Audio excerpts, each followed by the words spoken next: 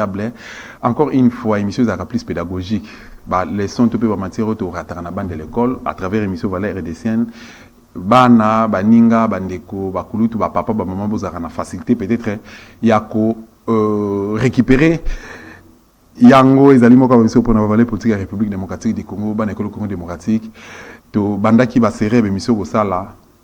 To ba promotion ya ba valeur politique de la République démocratique du Congo a tozana sujet ya monsieur Maréchal Mobutu Sese Seko Ngbendu Ouazabanga dali deuxième président de la République démocratique du Congo tout le ex-Zaïre. À l'époque il y a gestion naie 32 ans d'Iran ni na malamu leka ki ni na mbele leka ki mais plus tozozwa bolamu ya Maréchal ezala ki ni conseil 10 abomaki kaka mboka te mais agipe na port naie pona ba misu abiki no abomaki mboka na dictature ayibaki amelaki makila bato abomaki asalaki tout ça bon voilà mais au-delà ya nyonso ya mabe oya salaki bolamu naie ezalaki nini yango toza ensemble na mon mboka Jacques Kalonji Azali moko ba journaliste politique à République démocratique du Congo na souligné et analyste politique ensemble na to meka un peu ko réfléchir to peu ko analyser par rapport ya ba qualité ya Mobutu to peu combat ya Mobutu souci na ezaki nini pona mboko République démocratique du Congo na numéro ya liboso to meka un peu ko expliquer bino o bino bomona ki ami balé to l'accès bino grandeur ya Maréchal par rapport ya expertise naie o ya cheki na disposition ya bana ya Zaïre kasi na numéro politique ya lelo tolingito meka un peu ko réfléchir par rapport ya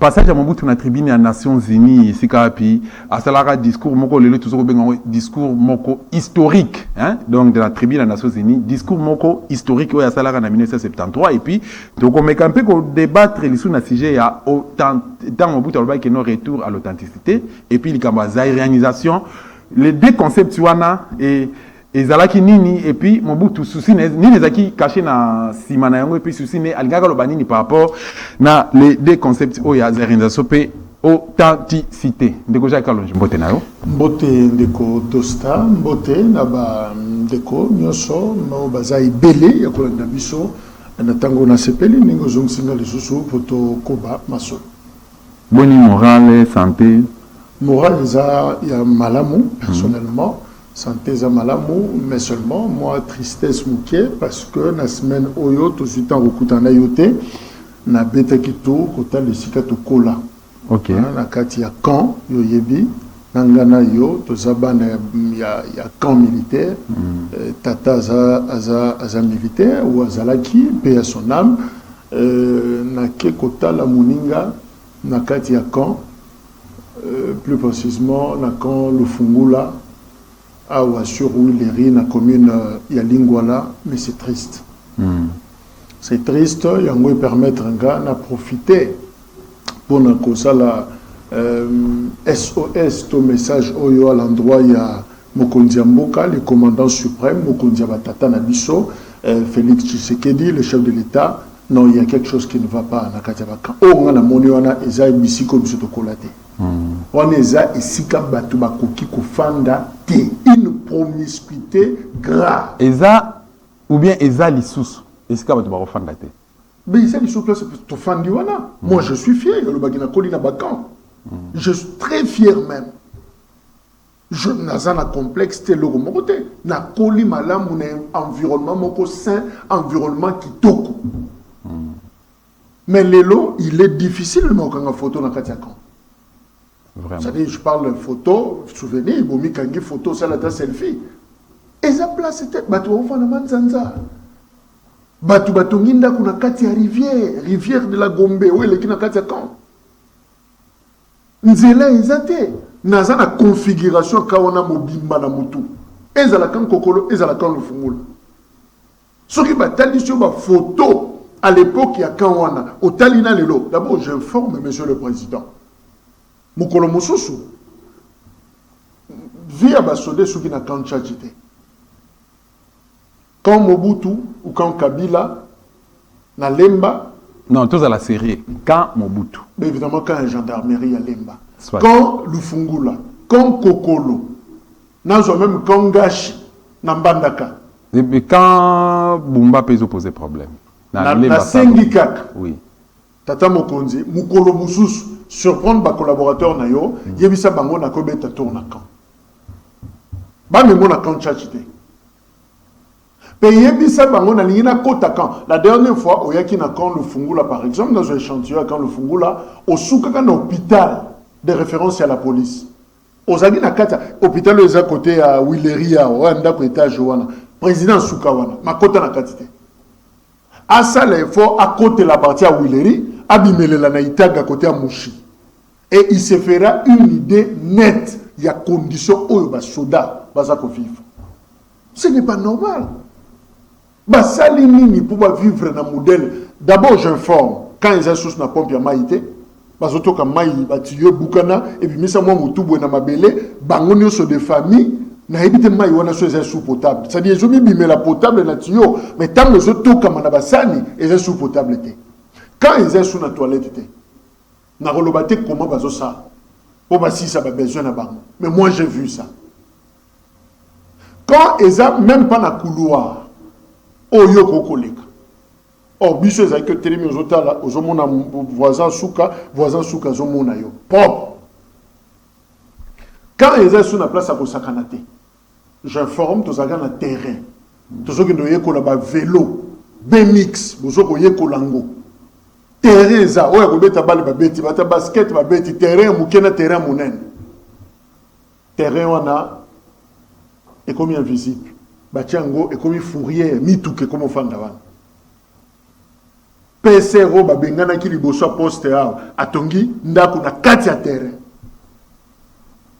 J'informe monsieur le président commandant suprême quand eza lisusu na place ya kosa la parade te na quand le fungu la parade comme ça ma liboso église protestante c'est-à-dire na espace domaine église parti au batike l'église biso ndako sambela wana ba scout ba chorale tozo yemba wana desika parade comme ça.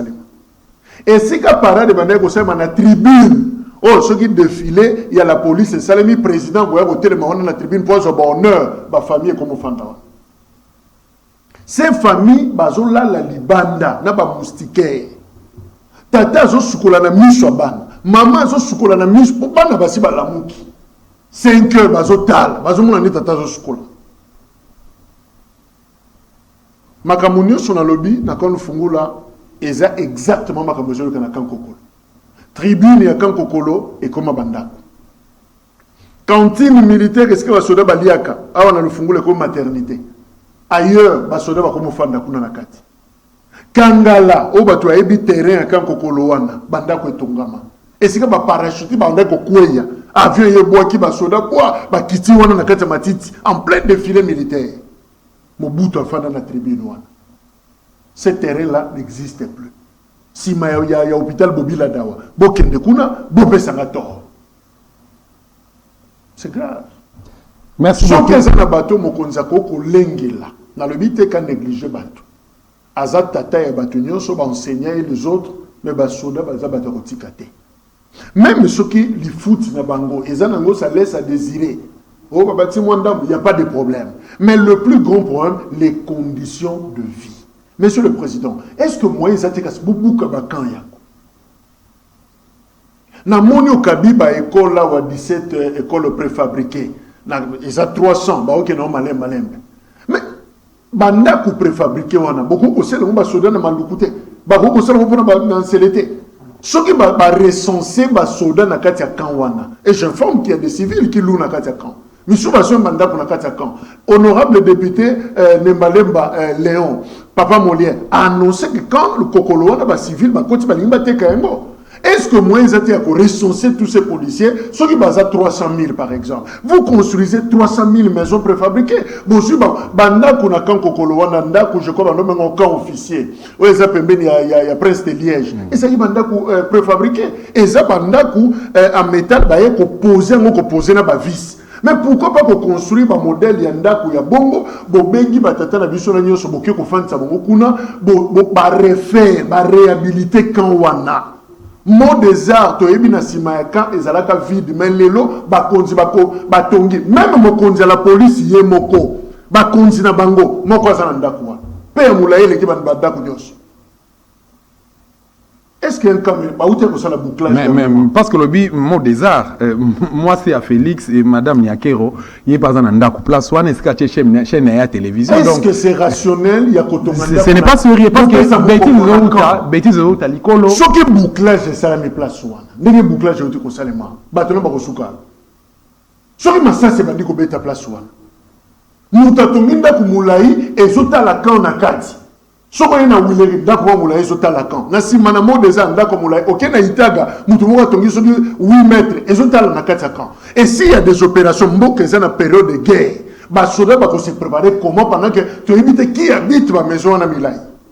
Chers amis, tout ça quand même makambo ndenge longo bani. Ba soda ba sali nini na kati ya mboka. Biso tozolo balelo na micro oyo po totangi na mbonga basoda tokoli na milieu basoda mobimba na nga oyo eza mbongo ya mapinga eza nakoki lelo seul moyen koyede batata na nga eza ya kolobela bango nasengi tata mokonzi ya mboka beta tour na camp. C'est ça la proximité aussi, politique à proximité. Oyo nazoloba peut-être que j'ai exagéré.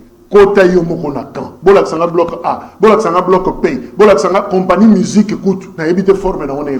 Merci beaucoup, Mambo Jacques Kalonji. Donc voilà, dénonciation dans Sala, ça vaut pour Nabakanyoso. Donc en toute urgence, je crois que Banaba Soda, O Bazawa, Bazoko Landanga, Bazo Yoka, Baebika Makanazoloba, il y a le Koutate. Je me suis réservé à couper ça au photo, au publier ma photo, mais prochainement, à couper ça au Tala Ningeka et commis. Mais par contre, Nako suggérer c'est que tu préparer émission autour de Belakaka, parce que dans la colline à Kamba de Dingi, Lelo Kamba de Dingi, ils ont posé peu problème. Kamba de Dingi, Basombi champ de tir. Champ de tir, champ de tir. Il y aura un combo et place au champ de tir. Ah, papa maréchal. Donc, champ de tir, Bateka. So aux alentours à Kamba de Dingi, au Mona, Vodako Matonga, bâtiment, mon coin, un certain monsieur Lukusa. Atongi, école n'internat, c'est un civil, École n'internat, au général, le Louk, qui en 1996, chef d'état-major général, Nganazala président, j'étais trop jeune. Ayeko posé première pierre na église catholique na Kamba Dingi Saint-Corneille, abimi a la tour ya Kamoni bâtiment na Bengana Bango, a commis domaine militaire. Lelo batongi internet. Et vous voulez que étouffer même entrer à régie des eaux. Il y a nabenga babenga sope boîte ya régie des eaux donc oyo servir qui bango batongi likolo ya dalwana. Ils ont servi maï na kata que l'armée soit performante voilà. À condition. Ma station essence na kata Kamba Dingi si bibembe ba civil commandant de cas comme ko louer mabele ya Kamba Dingi pour ba civil balé la bibembe na bango eza mabete parce que to respectera ba mort mais ils ont domaine militaire. Donc ça pose problème. Merci beaucoup, Négoja Kalonji, pour la révélation. Ce qui te cause à moi idée, donc pour l'actualité politique en Canabiso, en passant. Non, je crois que l'actualité politique a dominé la situation à l'Est. Il y a Mboka, gouverneur, il y a Sudou Banki, province d'Abisso Nord, il y a Mboka Jean-Pierre Bemba d'ailleurs, a aussi confirmé qu'effectivement il y a présence militaire rwandaise na Centrafrique. Parce que tout est parti dans lettre Moko, il y a Redok, responsable, il y a Aner na Sudou Bangui, à Komela qui est gouverneur, a dénoncé, je l'ai lu d'ailleurs intégralement dans l'émission Nangaï, a dénoncé, a alerté pour la Kolobake, présence militaire rwandaise, et ils ont remarqué dans la Centrafrique, na Bangui, avion moko kitaki na butu na 4h30 et kiti na 150 militaires rwandais, bakoma na Tongo, isika bakitaki bango batikali ga 50. Sans bapalangani, bapanzani wapi, baké justement le long de la frontière Centrafrique, Zaïre, Topé, RDC, bazotalana. Et lettre on est corroborée justement note verbale. Il y a ambassadeur Nabiso Bangui, Esdras Kambale, qui note verbale en tant qu'ambassadeur en poste à Komili, président de la République, Topé gouvernement. Alors qu'il y a menace. Attengi tout au moins 10 sites Oyo, troupes rwandaises en coopération militaire dans Centrafrique, yé côté les ma. Ole batala Centrafrique au bango bayeli, mais bazotala de bisokoto. Mais ce qui va relever komboli bango, komboli bango de basoda balobaka, c'est-à-dire relève salemi, bazongisi basoda musuna mboka ba misusa sikabaye, o bazonga ki bazozonga les choses en Centrafrique cette fois-là comme les commerçants. Il y a un commerce général, il y a une exploitation minerais, tout ça. Il y a à conclure à l'objet, à ce moment là, Rwanda ko surprendre biso affrontement il y a maintenant na ba front ébélé. C'est-à-dire à Tanami na ba front ébélé kobana na ndu na bazuele na Libenge, na Sud-Ubangi et à tangi d'autres villages. Et n'oubliez pas que Rwanda est en coopération na Congo-Brazzaville. C'est-à-dire Haïti na Congo-Brazzaville. Place à ça, azota la tchela na Misu. Apparemment, il est employé terme à lobby, nous risquons un encerclement. C'est-à-dire politique, il y a un encerclement à Kozinga. Et je dis que peut-être Angola, na Zambie, au Bazan, na Sud, il y a Congo. Ce qui bango bandimi coopération à Rwanda, c'est-à-dire stratégiquement, Rwanda encercle la République démocratique du Congo parce qu'il est en bon terme avec Ouganda, Tanzanie, Burundi. Donc, à alerter à lobby, il faut faire quelque chose. Mboka na biso photo signé accord de défense dans Centrafrique pour que biso peto kota kuna total bango, ce qui n'est pas encore le cas pour l'instant. Anera Kokoma, je crois que c'était le 29 septembre, a commis yango gouverneur. Tant on attendait d'ailleurs l'être na batebele parce que le benganga na sima pour condamner, tu pouvais pas. Mais enfin, ça s'est avéré, ils ont vrai. Mais le gouverneur a lobby, tous autres, il y a une commission spéciale à enquêter. Enquêter, le Lona Yoki Tongo a confirmé qu'effectivement, il y a présence rwandaise. Je ne veux pas dire que nous sommes distraits, mais tous sommes très prudents parce que voisin Nabiso Bazola Laté, nous en avons 9. Nguna Nabiso en même temps, Bazola Laté, il travaille. Mais Biso Topé, c'est l'impression que nous tous avons un débat moussoussou, tout sauf notre survie. Mais je crois que tout ce que nous faisons comme débat, et Zouz a la sens parce que le Congo existe. Mais le jour où le Congo n'existera pas, je ne vois pas sens il y a des débats, une émission, nous devons d'abord lutter pour la survie à Mboka Nabiso, ma belle Nabiso intégrée.